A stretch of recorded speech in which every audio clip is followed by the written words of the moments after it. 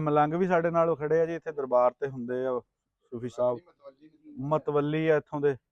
ਤੇ ਇਹ ਤੁਸੀਂ ਆਪਣਾ ਕਦੋਂ ਤੋਂ ਦੇਖਦੇ ਆ ਜੀ ਇਹਨਾਂ ਨੂੰ, ਜਿਹੜਾ ਅਸੀਂ ਗੁਰਦੁਆਰਾ? ਬਚਪਨ ਤੋਂ ਦੇਖਦੇ ਆ ਰਹੇ ਹਾਂ ਜੀ। ਅੱਛਾ, ਮੈਂ ਆਪਣੇ ਹੱਥਾਂ ਨਾਲ ਇਹਨੂੰ ਕਲੀ ਕਰਦਾ ਰਿਹਾ ਜੀ ਪਹਿਲੇ। ਵਾਹ ਜੀ ਵਾਹ। ਤੇ ਹੁਣ ਤੇ ਉਹ ਚਲੋ ਇਹਨਾਂ ਦੀ ਮਿਹਰਬਾਨੀ ਹੈ, ਚਲੋ ਉਹਨਾਂ ਨੇ ਸਾਡੇ ਨਾਲ ਰਾਬਤਾ ਕੀਤਾ ਤੇ ਉਹਨਾਂ ਅਸੀਂ ਹੁਣ ਤਮੀਰ ਕਰਾਤਾ ਫੇਰ ਦੁਬਾਰੇ। ਇਹ ਸਾਡੀ ਆ ਚੌਥੀ ਪੁਸ਼ਤ ਆ ਗਈ ਆ ਮੈਂ ਇੱਥੇ। ਇੱਥੇ ਖਿਦਮਤ ਕਰਦੇ ਆ। ਹਾਂਜੀ, ਬੜੀ ਗੱਲ। ਜਿਉਂ ਪਾਕਿਸਤਾਨ ਬਣਿਆ ਸਾਡੇ ਵੱਡੇ ਇੱਥੇ ਹੀ ਆਣ ਕੇ ਬੈਠੇ ਆ ਤੇ ਇੱਥੇ ਹੀ ਅਸੀਂ ਰਹੇ ਆ। ਉਹ ਸਾਡੇ ਸਾਹਮਣੇ ਘਰ ਵਾ, ਰਿਹਾਇਸ਼ ਨਹੀਂ ਅਸੀਂ ਇੱਥੇ ਰਹਿੰਦੇ, ਸਿਰਫ ਦਰਬਾਰ ਵਾਲੀ ਖਿਦਮਤ ਵਾਸਤੇ ਇੱਥੇ ਰਹੇ ਆ। ਅੱਛਾ, ਇਹ ਬਚ ਵੀ ਇਸੇ ਕਰਕੇ ਗਿਆ ਵੀ ਨਾਲ ਦਰਬਾਰ ਵੀ ਸੀ, ਨਾਲ ਮਸਜਿਦ ਵੀ ਸੀ। ਜਦੋਂ ਈਦਗਾਹ ਪਹਿਲੇ ਸੀ, ਹੁਣ ਮਸਜਿਦ ਬਣ ਗਈ ਆ।